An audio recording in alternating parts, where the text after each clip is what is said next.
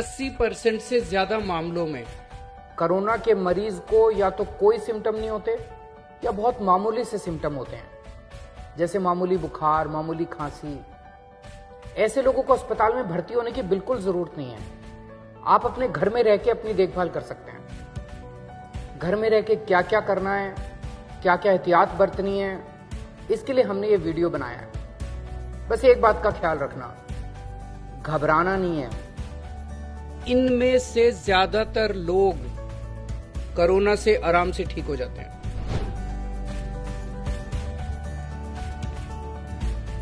अगर आपका कोविड-19 test positive आया है तो घबराने की कोई जरूरत नहीं है। कोरोना के हल्के लक्षण वाले मरीज अपने घर पर ही होम आइसोलेशन के माध्यम से 17 दिनों में बिल्कुल ठीक हो सकते हैं। आपको होम आइसोलेशन के दौरान डॉक्टर के निर्देशों का सख्ती से पालन करना है। होम आइसोलेशन की प्रक्रिया शुरू करने से पहले इन बातों पर गौर करें। घर में कोरोना संक्रमित व्यक्ति के लिए अलग हवादार कमरा और टॉयलेट होना अनिवार्य है। यदि ऐसा नहीं है तो अपने डॉक्टर को अवश्य बताएं, ताकि हम आपके लिए दिल्ली सरकार के कोविड केयर सेंटर में व्यवस्था कर सकें।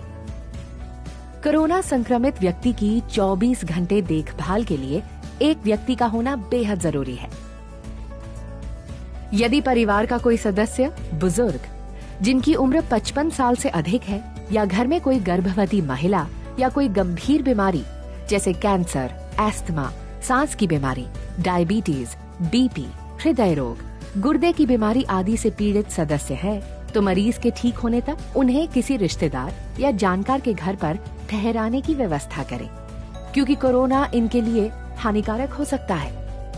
मुख्यमंत्री अरविंद केजरीवाल द्वारा नियुक्त स्वास्थ्य कार्यकर्ताओं और डॉक्टर की एक टीम मरीज के स्वास्थ्य की निगरानी के लिए प्रतिदिन कॉल करेगी। मरीज की सही जानकारी उन्हें प्रतिदिन देनी है। होम आइसोलेशन कर रहे मरीजों के लिए निर्देश। सबसे पहले मोबाइल फोन पर आरोग्य सेतु ऐप डाउनलोड करें और 24 घंटे ऐप पर नोटिफिकेशन और लोकेशन ट्रैकिंग को ऑन रखें। हमेशा ट्रिपल लेयर मेडिकल मास्क का इस्तेमाल करें और 8 घंटे उपयोग के बाद मास्क को फेंक दें। यदि मास्क गीला या गंदा हो जाता है तो इसे तुरंत बदल दें। मास्क पर 1% सोडियम हाइपोक्लोराइड सॉल्यूशन का प्रयोग कर इसे कीटाणु रहित करके एक बंद कूड़ेदान में फेंकें। 1% सोडियम हाइपोक्लोराइड सॉल्यूशन बनाने के लिए आप बाजार में मिल रहे सोडियम हाइपोक्लोराइड ब्लीच जिसमें 3.5% क्लोरीन हो या ब्लीचिंग पाउडर जिसमें 70% क्लोरीन हो का प्रयोग कर सकते हैं। आप 1 लीटर सोडियम हाइपोक्लोराइड ब्लीच को 2.5 लीटर पानी में मिलाकर या 7 ग्राम ब्लीचिंग पाउडर को 1 लीटर पानी में मिलाकर ये सॉल्यूशन आसानी से घर पर बना सकते हैं। इसका प्रयोग करते वक्त ग्लव्स और मास्क का प्रयोग करें। इस सॉल्यूशन से आप घर की सफाई कर सकते हैं। साथ ही स्विच बोर्ड, खिड़कियां, चेयर, डाइनिंग टेबल, अलमारी इत्यादि को साफ करने के लिए भी इस्तेमाल कर सकते हैं। इस सॉल्यूशन का इस्तेमाल कोई भी मेटालिक सतह जैसे सिक्योरिटी लॉक, दरवाजे के हैंडल इत्यादि पर ना करें। इससे जंग लग सकता है। इन सतहों को साफ करने के लिए आप कोई भी सैनिटाइजर का प्रयोग कर सकते हैं। आप इससे शौचालय की सफाई भी कर सकते हैं। याद रहे, इस सॉल्यूशन को टॉयलेट ब्रश पर स्प्रे करके ही शौचालय की सतह को साफ करें। आप अपने लिए अलग शौचालय का ही प्रयोग करें और हमेशा फ्लश करने से पहले ढक्कन को बंद करें। कृपया कमरे की खिड़कियां हमेशा खुली रखें। होम आइसोलेशन के दौरान अपने कमरे में ही रहें, घर के अन्य कमरों में ना जाएं। दरवाजे, खिड़कियां, टेबल जैसी चीजों को छूने से बचें, जिससे घर के अन्य सदस्यों को कोरोना से संक्रमित होने का खतरा न हो। अपने हाथों को साबुन और पानी से कम 40 सेकंड तक अच्छी तरह से धोएं या उन्हें 70% अल्कोहल युक्त सैनिटाइजर से साफ करें। अपने घर के अन्य लोगों के साथ व्यक्तिगत वस्तु जैसे बर्तन, तौलिए आदि को साझा ना करें। आपके कमरे की बार बार छुए जाने वाली चीजें जैसे टेबल, दरवाजे का handle, mobile phone, computer, remote इत्यादि को 1% हाइपोक्लोराइड सॉल्यूशन या सैनिटाइजर से साफ करें। डॉक्टर द्वारा बताई गई दवाइयाँ नियमित लेते रहें। यदि आप किसी अन्य बीमारी की दवाइयाँ लेते हैं तो डॉक्टर की सलाह जरूर लें। आप रिकवरी प्रक्रिया के दौरान शराब ना पिएं और धूम्रपान ना करें। भरपूर आराम करें। शरीर में पानी की कमी ना होने दें। इसके लिए तरल पदार्थ जैसे सूप, पानी, जूस इत्यादि पीते रहें। खाने में कम कार्बोहाइड्रेट, उच्च प्रोटीन युक्त आहार, सब्जी और फलों का सेवन करें। प्रतिदिन 3 बार करें।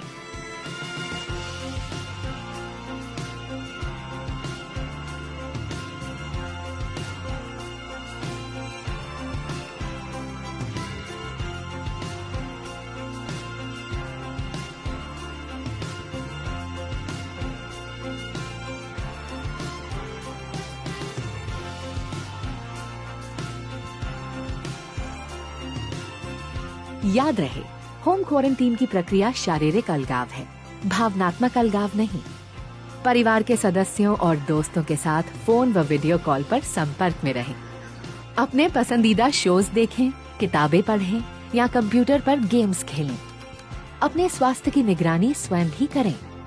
विशेष रूप से प्रतिदिन तापमान में बढ़ोतरी या अन्य लक्षणों के दिखने पर तुरंत डॉक्टर को जानकारी दें।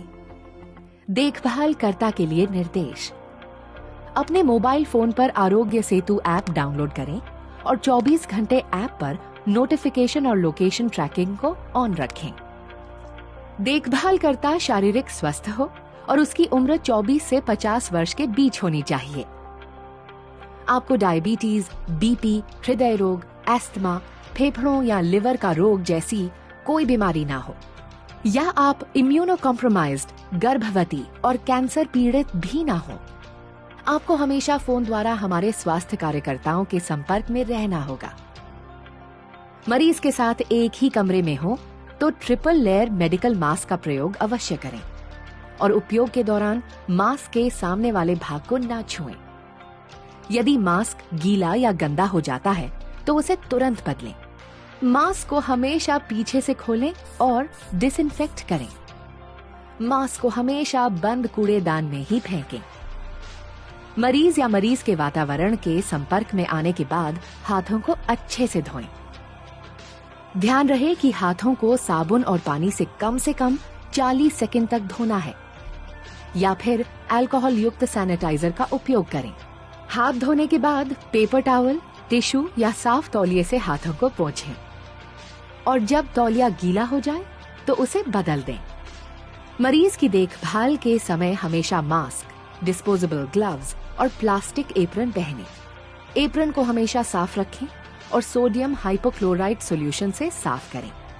ग्लव्स पहनने से पहले और उतारने के बाद हाथों को जरूर धोएं। मरीज के थूक, लार या छींक के सीधे संपर्क में आने से बचें। कोरोना संक्रमित व्यक्ति द्वारा उपयोग की गई वस्तुएं जैसे बर्तन, तौलिया या बेडशीट के सीधे संपर्क में आने से बचें। कृपया ये सुनिश्चित करें कि आप भोजन देते समय मरीज के सीधे संपर्क में नहीं आए। खाना हमेशा कुछ दूरी पर रख दें और हमेशा उनके बर्तनों को संभालते समय डिस्पोजेबल ग्लव्स का उपयोग करें। मरीज द्वारा उपयोग हुए बर्तनों को साबुन या डिटर्जेंट से साफ करें और साफ करते वक्त डिस्पोजेबल ग्लव्स पहनें। बर्तनों को फिर से उपयोग किया जा सकता है। मरीज द्वारा उपयोग किए जाने वाले वस्तु जैसे कपड़े, तौलिए, बेडशीट की सफाई या हैंडलिंग करते समय ट्रिपल लेयर मेडिकल मास्क और डिस्पोजेबल ग्लव्स का उपयोग करें। मरीज के कपड़े, बिस्तर, तौलिए को अलग करें और 60 से 90 डिग्री सेल्सियस गर्म पानी व डिटर्जेंट से धोएं। अगर वॉशिंग मशीन है तो उन कपड़ों को अलग से धोएं और धूप में अच्छे से सुखा लें। मरीज के कमरे, बाथरूम और शौचालय की सतहों को रोजाना कम से कम 1 बार साफ करें। सफाई के लिए पहले घरेलू साबुन या डिटर्जेंट का उपयोग करें। इसके बाद 1% सोडियम हाइपोक्लोराइड सॉल्यूशन से डिसइंफेक्ट करें। आप खुद भी डॉक्टर की सलाह अनुसार दवाई लें। मरीज के करीबी संपर्क में रहने वालों को प्रतिदिन शरीर के तापमान के साथ अपने स्वास्थ्य की निगरानी करना अनिवार्य है। अगर वे कोविड-19 के किसी भी लक्षण को पाते हैं तो इसकी तुरंत रिपोर्ट करें। होम आइसोलेशन के पहले दिन से मरीज के ठीक होने तक ये कोशिश करें कि घर का कोई सदस्य घर से बाहर ना निकले। अपने रिश्तेदारों या पड़ोसियों से अनुरोध करें कि वो आपकी जरूरत की चीजें जैसे दूध, सब्जी, फल इत्यादि खरीद कर आपके दरवाजे पर रख दें। अन्यथा इन चीजों को आप होम डिलीवरी के माध्यम से भी खरीद सकते हैं। स्वयं और अपने परिवार की सुरक्षा के लिए इन नियमों का सख्ती से पालन करें। मरीज अपने स्वास्थ्य की निगरानी कैसे करें? दिन में 2 बार, सुबह और रात, या कभी आपको बुखार महसूस होता है तो स्वास्थ्य परीक्षण जरूर करें। आश्रित मरीजों के मामले में देखभाल करने वाले तापमान चेक कर सकते हैं। प्रतिदिन अपनी पल्स दिन में 2 बार 1 मिनट के लिए जांचें। मरीज या देखभाल करने वालों द्वारा पल्स की जांच के लिए अपनी तर्जनी और मध्यम उंगलियों को अपनी कलाई, अंगूठे के आधार पर रखें। 1 मिनट तक गिने कि आप कितने बीट्स महसूस करते हैं। आप 30 सेकंड तक बीट्स गिनकर उस संख्या को 2 से भी गुणा कर सकते हैं। जांच के बाद तापमान, पल्स रेट और कोई अन्य लक्षण को एक कॉपी पर समय और तारीख के साथ नोट करें तथा मेडिकल टीम को रोजाना बताएं। अगर आपका तापमान 100 डिग्री फ़ारेनहाइट से ज्यादा या पल्स 100 बीट्स प्रति मिनट से अधिक हो तो कृपया अपने स्वास्थ्य कार्यकर्ता से तुरंत संपर्क करें। बुखार के अलावा कोविड-19 के लक्षणों के लिए सतर्क रहें। इन संकेतों के मिलते ही डॉक्टर की सलाह पर मरीज को हॉस्पिटल ले जाना पड़ सकता है। सांस लेने में कठिनाई, छाती में लगातार दर्द या दबाव, मानसिक भ्रम, होठों या चेहरे का नीला पड़ जाना, यदि उक्त लक्षण दिखें तो कृपया अपने स्वास्थ्य कार्यकर्ता से तुरंत संपर्क करें। पड़ोसियों के लिए खास निर्देश। यदि आपकी बिल्डिंग में कोई कोरोना मरीज होम आइसोलेशन में है तो बिल्कुल चिंता करने की जरूरत नहीं है। आपको सिर्फ कुछ सावधानियां बरतनी है जिससे आप अपने और अपने परिवार को कोरोना से सुरक्षित रख सकते हैं। बिल्डिंग के अक्सर छुए जाने वाले कॉमन एरियाज जैसे सीढ़ियों की रेलिंग या लिफ्ट के बटन इत्यादि को प्रतिदिन 2 बार 1% सोडियम हाइपोक्लोराइड सॉल्यूशन से सैनिटाइज करें। अगर आपके पड़ोस में कोई होम आइसोलेशन में है तो उनसे संपर्क में रहें और उनका मनोबल बढ़ाएं। जब तक वो ठीक ना हो तब तक उनकी मदद करें और उनके जरूरत का सामान दरवाजे के बाहर रख दें। पैसे की लेन देन डिजिटल पेमेंट्स द्वारा या मरीज के ठीक होने के बाद ही करें। रिकवरी प्रक्रिया और परीक्षण। होम आइसोलेशन के मरीज लक्षणों के शुरुआत के 17 दिनों के बाद और अगर 10 दिन तक बुखार न हो तो अपना होम आइसोलेशन खत्म कर सकते हैं। 17 दिनों के बाद हमारी टीम आपके लक्षणों की जांच करके आपको औपचारिक तौर पर बताएगी कि आप होम आइसोलेशन खत्म कर सकते हैं या नहीं। होम आइसोलेशन के अंत में लैब टेस्ट करवाने की जरूरत नहीं है। कृपया बताए गए सभी निर्देशों का पालन सख्ती और ईमानदारी से करें और अपने स्वास्थ्य की अच्छी देखभाल करें। हम आपके बेहतर स्वास्थ्य एवं देखभाल के लिए हर पल तत्पर हैं। तो अगर आपको कोरोना हो गया है लेकिन कोई सिम्टम्स नहीं है या मामूली से सिम्टम्स हैं तो आप अपने घर पे रह के अपनी देखभाल कर सकते हैं। इस वीडियो में जो बताया गया है उसका पूरी तरह से पालन करें और घबराना नहीं है। हम दिल्ली वालों ने बड़े बड़े काम किए हैं, इस बार कोरोना को भी मिलके हराएंगे।